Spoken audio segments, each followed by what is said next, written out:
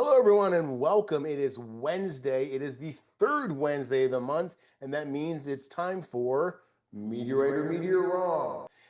This is when our Patreon members who support us every month as a rock calendar on Patreon send us their videos. We look at them as a crew and give them our opinion, whether they are meteorites or not, whether they deserve more testing, or whether you should just divorce it and move on. So we are doing that tonight. But first, I want to let everyone know we got some exciting news. The classification video you guys been watching, hopefully on our channel, with Daniel Shake from the lab. I'm in the middle right now of editing the third episode in that, so hopefully you're invested and enjoying that ride. But it's like a 7-hour series, if you will, of the story of NWA 17935, the all odd chondrite. No, it doesn't need a nickname, but I love odd numbers, and this is just another one of my classifications that have an odd number. And this is really cool because the whole crew is in on this. You guys have been in on this watching, and everyone got their name in the Met Bowl, and it's a beautiful meteorite. So now we actually got to start sending out the slices. We are looking at Meteorite, Meteor Wrong, submission number 1 today, and this is brought to us by JB. JB is a returning offender. This is her third time, I think, maybe second, but each time she's getting stronger. And a lot of people are listening to Sue's feedback about how to submit a quality video for a rock ID.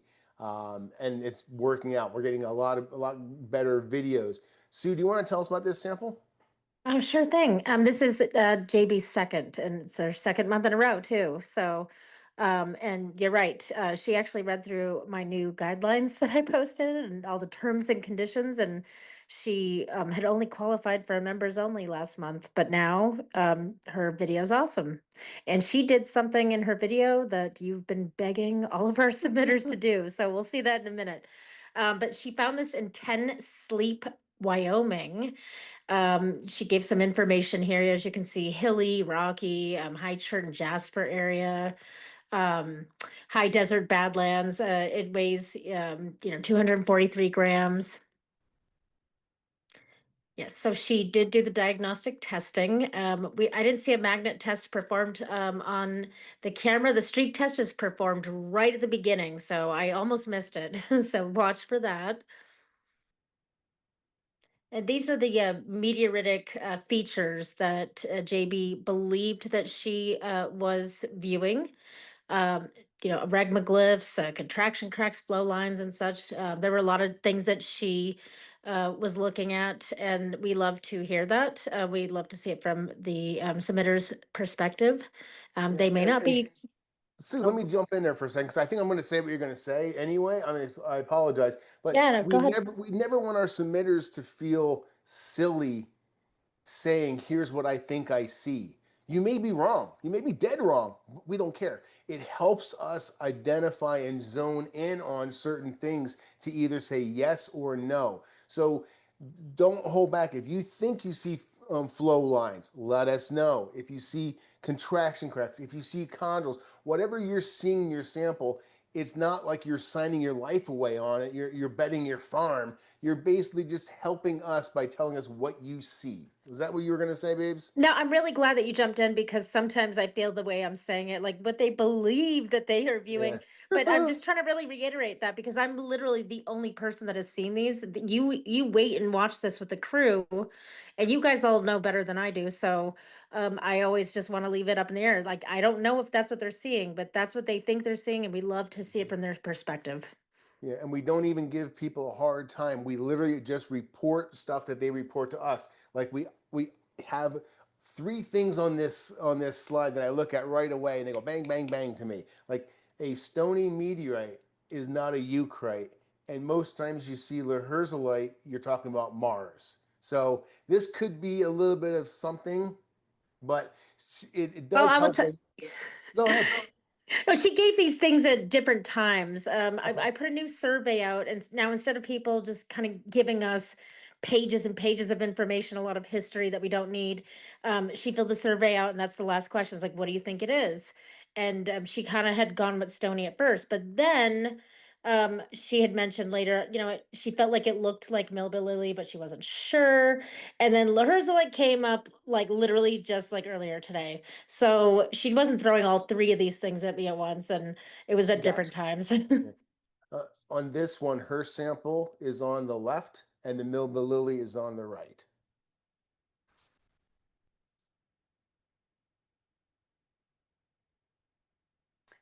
I'm not a geologist, but Lherzolitic may be a good term for this. I hope we have someone that can help us with that. These are some stills, and then we have a pretty high quality video afterwards. Again, the sample was held nice and still for us and in focus. Wow. I'm going to point out there's a little bit of a red line, but not much. I'm going to point out a few things that I see right off the bat. I see a weathering rind running around. So this is where water has invaded into the rock a little bit. I do see some very large crystals in here, and they're very angular crystals. If anyone else has any observations or so, you can let me know, or by raising your hand. Go If you ahead. haven't guessed by now, what JB has done that nobody else has really done before is she is holding this specimen very still for more than 3, 4, 5 seconds. This is what Topher's always begging people to do, but they Mm-hmm. always like move it so quickly because they feel like people have this sense of urgency and they feel like they're going too slow. But no, Yeah. this is what we prefer. This works perfectly. Every 5 seconds, when you give us a new view, allows me to grab a screen grab like this at a moment's notice and go, Allison, what does this tell you? Welcome to the show. Yeah, I can understand why JB picked this up. As a rock hound and a beginning meteorite hunter, I would have also probably picked this up. That angle maybe not quite so much. That kind of bullseye in the outside is not looking super meteoritic. The one point I wanted to make though, let me get to it, is that from looking at the interior, she says that this is a slightly magnetically attracted piece, but I don't see any metal inclusions. So we need to be seeing that nickel iron for to for this piece to have a reason to be sticking to the magnet. I mean, a lot of earth rocks do, and it's not always visible metal, but in meteorites it should be. Fantastic. I think this Thank one you. was specifically, I think it said weakly, very weakly attracted to the magnet. Dave? Yeah, the crust is the part that I'm interested in, and this doesn't look like fusion crust. It looks more like the continuation of the weathering rind. I don't see any real evidence of the crust. However, that does look like it's been out for a long time, and it's been either from exposure to water or UV light or whatever is out there. One thing I would like to compliment her on is the beautiful lapping she did on that. It's Yeah. really nice. And the interior is intriguing. Yeah. Just because there's no fusion crust does not mean it's 100% not meteorite. Thank I you. have seen meteorites that look like that I thought that's not a meteorite. So I cannot 100% say that's not a meteorite, but I don't see the fusion crust. That's what I got. Awesome. I agree with that, and I appreciate your observations. This video is very diagnostic quality. Hopefully, Boris, it was helpful for you. Yeah, that was exceptional video. I totally agree. So it's great to have that stability in the images for sure. Is great. I just comment not so much on the inside, but on the outside. So Okay. I believe the contributor said this was found in the Badlands in Wyoming. So throughout the Badlands, through the entire area, whether it's in Canada or the US, Montana, Wyoming, Alberta, Saskatchewan, um, iron stones, iron nodules are very, very common, and they occur, I believe, in most cases, it's a remineralization. It's essentially water leaching through sediment that's very mineral rich. Sometimes they form concretions, sometimes they form crusts on entrained rocks. Sometimes they actually form over fossils. You crack some of these things open and, you could get, a pine cone or some weird thing. But that's what it looks like to me. I think it's a remineralization, a very iron rich remineralization, over some type of rock. Not a meteorite, my opinion, and that could explain the very weak magnetism as well. Gotcha. Thank you very much, sir. I appreciate that. I'm always going to throw out the rock counter's point of view, and when I pause it right here, this texture does look pretty good. If it was black and if it had a little bit more features in it, I would say yes. You have some fusion crust candidate there. So the texture is good. That's why I look at this and go, hey, well done. This is something that should have been submitted if it did catch your interest. Talk about interesting things. Mike Kelly, what do you got for us, man? Certainly. So it was touched on a little bit already on the exterior being probably likely an iron oxide buildup on there. But that brought up a good point where Sue talked about the magnetic test was not done on the screen. I think it's also important for folks to realize to do the magnetic test on the cut face if you have one like that, right? Because your results for the exterior are going to give you a good hint on whether that is just a buildup or if it's actually iron within the structure of the material you're looking at yourself. Looking at the cut face, you got a lot of large gray clasts in there that seem somewhat translucent, and I have a feeling that is quartz, which would be a bad indicator for that, right? No macro size quartz really in meteorites. And I have a feeling that's a good chance that those grains are that. You can't tell 100% off of just eyeballing it. But just their shape and grains, they're not classed in there. They're large individual mineral grains, and they have a look of quartz. So that's my thoughts. Awesome. Would you consider this a breccia, or is it more like I forget the word Boris was saying, like an excretion. Conglomerate. Conglomerate excretion. Okay. So that still speaks to its texture more than a brecciated texture on the interior. Yeah, it looks like you could it could be, yes, a conglomerate with very small kind of pea size inner stones, or it could even be a igneous rock that just has some very subhedral type individual mineral grains in there, which would be individual quartz grains that had grown. So very coarse grained, intrusive. Gotcha. All right. Yeah. The submitter could have pointed out that there's large greens inside. I'm really glad that you pointed out the magnet test on the interior. Sue's going to add that to our checklist. So thank you very much. Pat, I saw you put your hand down, which is great. I wasn't going to go to you anyway. What do you have, buddy?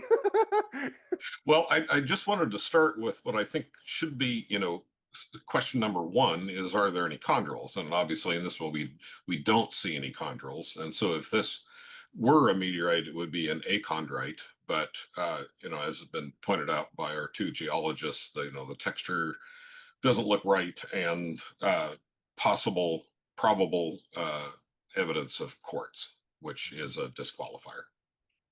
Thank you, team. I really appreciate it. The crew is strong, the crew is wise, and this is a beautiful rock. I don't say that about earth rocks very often, but this is actually one, and you prepared it very well, as was pointed out earlier. So it's a very beautiful rock. I hope you enjoy it as a terrestrial sample, but that's what if the crew had to bet money, that's what we'd bet on. So thank you, JB. I appreciate it.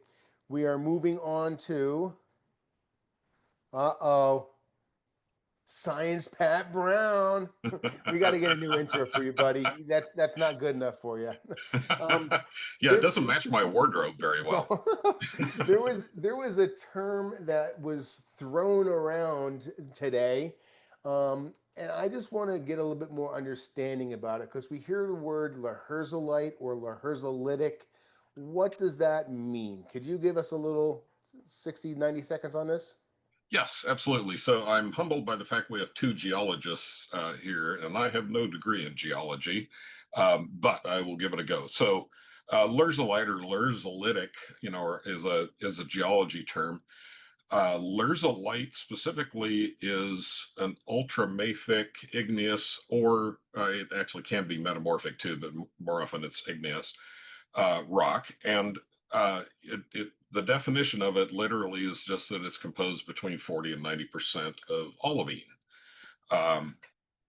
Olivine is a very common earth rock. We see it a lot in the jewelry store. It's called peridot. And so Lherzolite is an ultramafic rock, which is a bunch of $10 words for rocks that were formed in the high end or the near surface part of the mantle. They're very common as intrusive rocks on Earth, and so Lherzolite is an earth rock. And I think if you have a piece of Lherzolite and you really want to determine if it is terrestrial or not, you're going to be deep down into isotope testing and a bunch of other exotic stuff. We oftentimes hear the term Lherzolitic used in describing sugatites, but we have other evidence that those are from Mars.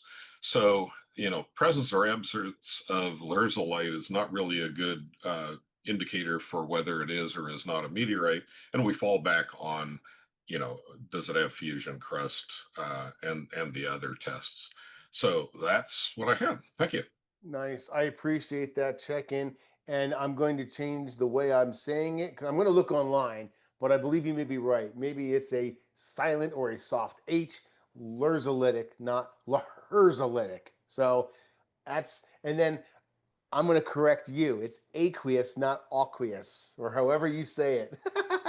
All right. Thanks a lot very much.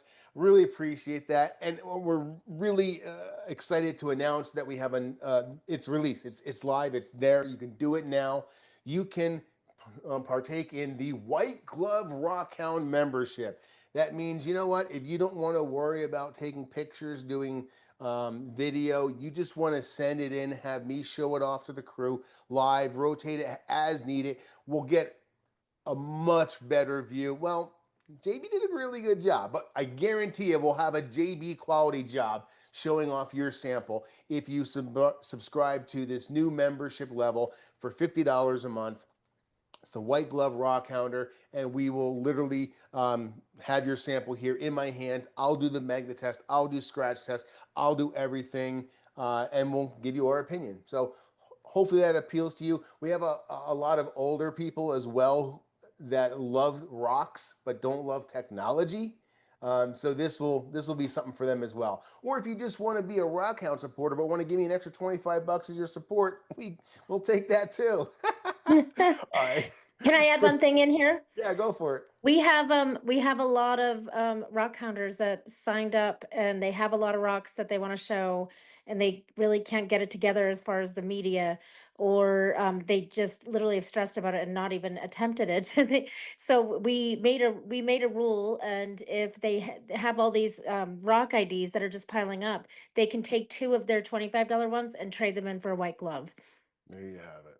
Yeah. So yeah, we're always, and that's really one of the main reasons why we did this. We want to make sure that all of our Patreon supporters get their money's worth, and we make it as easy as possible for them to get their money's worth. If they're not technology driven, then fine. Bundle them up, send them to me. We got it. We got you covered. Thank you very much, babes. We are moving into Meteorite or MeteorWRONG number 2. And you know what my normal question is, right? Who does number 2 work for? All right, Keith. Hopefully number 2 will work for Keith. Keith submitted this one, and Sue, you're going to tell us a little bit more about his sample, please? Yes, this is a 67-gram specimen that Keith found in New Mexico. You know, again, one of those rocks that kind of stands out, looked quite different from the other rocks that surrounded it.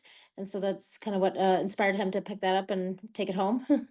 Um, he performed his tests on camera, so we'll see that he had different results with the streak test, and it was again, this one was another one that had a very weak attraction to the magnet. And I did want to add something about the streak test that I think I had shared with you, Topher, that I read last week. That streak tests, a lot of times when people are not seeing a streak, I read that actually you should be using your magnifying glass or something that magnifies it, because you'd be surprised when you look at it under magnification, it all of a sudden really shows up big time. So Yes. not seeing it is it. Don't stop there. We need to take an extra step to really make sure that there wasn't a streak. Yes, I'm glad you pointed that out and brought it up and reminded me, because in our first submission, we did a scratch and it said like no scratch reported, but I saw one. I'm sure if you put an eye loop and really zoomed in, it would be the test would show you a lot more. If you have a faint line, you'll be able to see it. So thank you very much. We're always trying to make everyone's testing more scientifically, wow. Accurate. Words, Topher. Go, Sue. So these are the meteoritic features that Keith believed he was viewing or observing, shiny metal flecks and chondrules on these. It sounds like a drop dead meteorite. I don't even have to look anymore. It's a uh, stony. Yep. So yeah, he just took the one guess on the survey, and yeah. So I think Keith was the first submitter that read through all of the rules and turned everything in, pretty much following most of the rules to the best of his abilities, and filled out the survey without me even asking. I had all of the information delivered to me. It was really awesome. So thank you, Keith. Yes, thank you very much. Very interesting. I'm looking at this. We actually have some metal flakes, which is nice. I'm going to start the video up, and feel free to chime in with what you may have.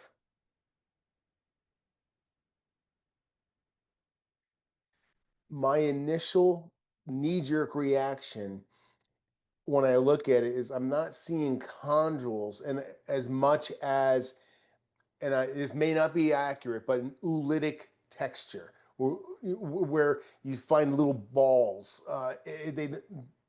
That kind of formation. I don't know what geology that would be, but to me, it's not screaming chondrules at my first glance.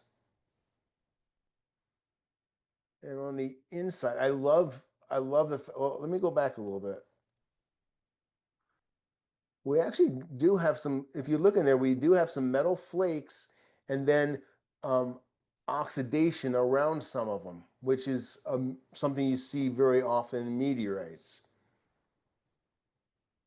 Allison, what do you have for us? Yeah, I'll have to agree with you, Topher. I also do not see chondrules.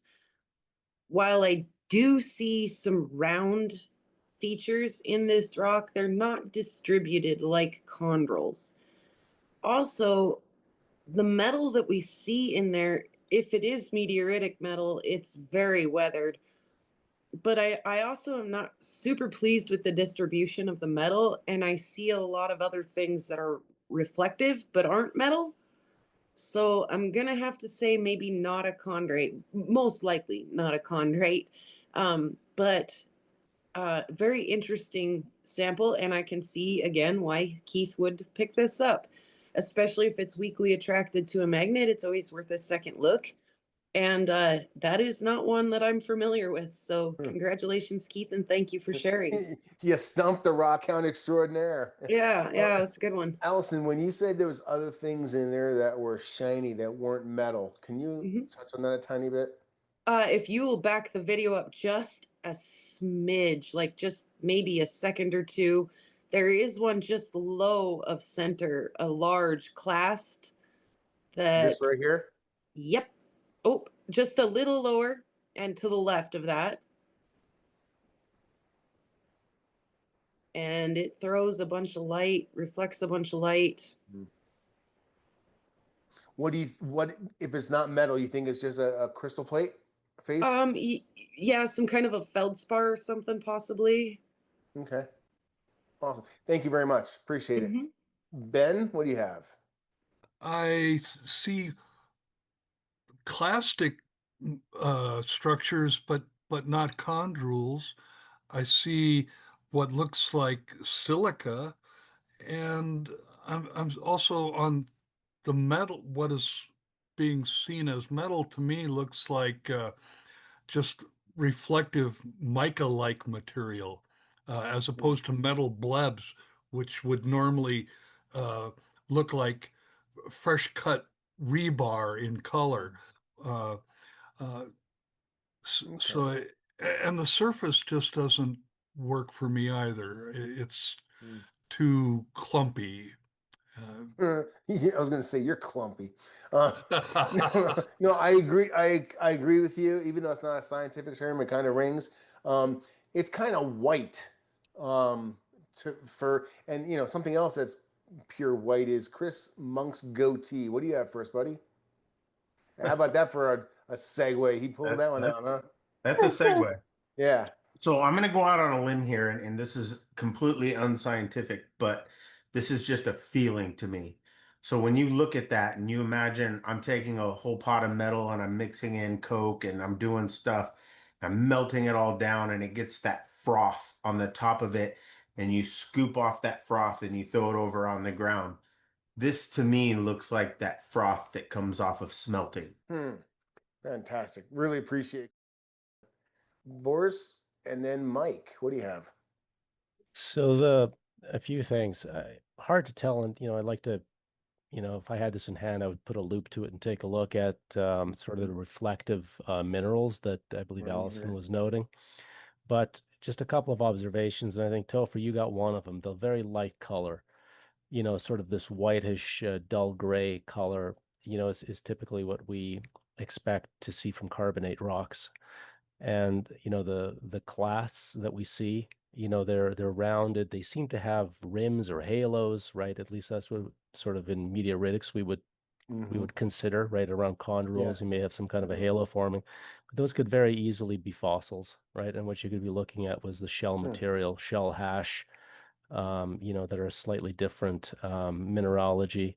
Usually it's calcite. So that's what I would suggest if this is a carbonate, take a little bit of vinegar, white vinegar, eyedropper or something like that, dab it on, see if it fizzes.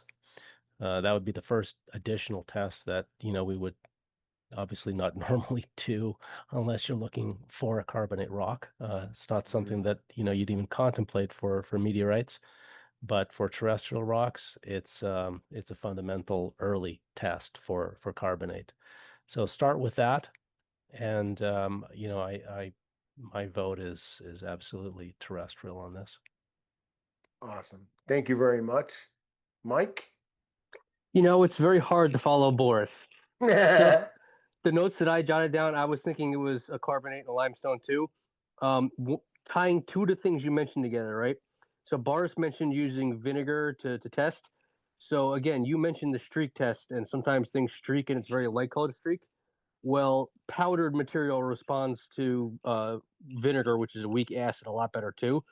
So if you were to streak it and then run the acid on your back of your tile, you would definitely see the reaction be more vigorous and help out. I was gonna say I use muriatic sometimes because it's a stronger acid and it's readily available. That would be telling. The other thing is if it's limestone, we don't talk about it too much, and it would be hard to quantify. But a lot of these folks cut the rocks, right? So how tough was it when it was being cut? Yeah. And how resistant is it to scratch, right? Mohs scale of hardness. If that's a carbonate and it's a limestone, unless it's like a dolo stone, right, a very hard carbonate, you're looking at a very soft material. Fingernail scratch or even scratch with a knife, it's going to help you rule out things that are typically meteoritic because those are all higher on the Mohs scale of hardness based on their components. Those are my thoughts. Wow. Fantastic. No problem following. No problem. That was amazing. Appreciate it, man. Yeah, I wish this was our first white glove submission because I would literally be putting an eye loop on those things. I'd be putting it under the microscope so I can get a little bit better look to see if I could actually see any fossilization in there. And then I'd be really shocked if we can actually find one from outer space with fossils in it. But did you know I actually have a meteorite from space with fossils in it? It's on this next slide. Boom, you've been rickrolled. All right, guys, thank you very much for joining us. I really appreciate you joining us each and every week, each and every month for these rock IDs. We try to put some information out there, some education as far as should you spend more time with this sample? Do we see anything that has value in spending more time, spending more tests, things like that, or if it's something that the crew would bet our money on is a terrestrial? Because we're not a lab, we can't tell you 100%, but I'm telling you right now, these samples right now, if they were mine, they would not be going to a lab. So hopefully next week's, next month's, next year's samples will all be great ones. Guys, thank you very much for your time, and we'll talk to you next week.